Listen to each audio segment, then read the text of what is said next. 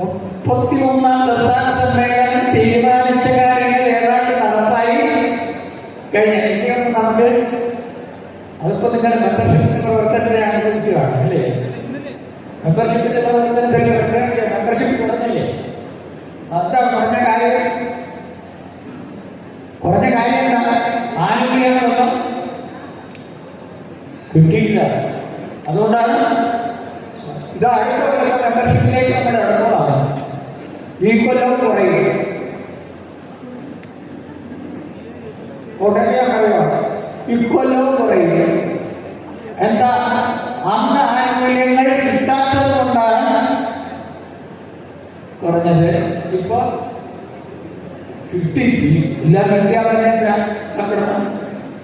അപ്പോ ഇതാണ് വസ്തുതാപരമായ കാര്യങ്ങൾ. ഇതെല്ലാമാണ് സംഭവിച്ചുകൊണ്ടിരിക്കുന്നത്. നേരത്തെ പിന്നെ മന്ത്രിയാണ് സൂചിപ്പിച്ചത്. ആരായിട്ട് സൂചിപ്പിച്ചത്?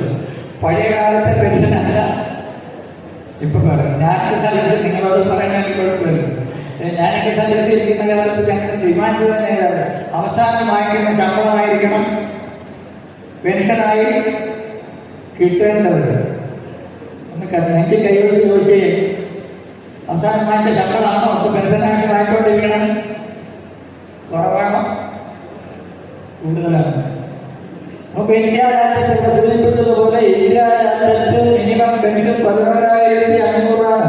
9,000-ന് നേരെ 10,000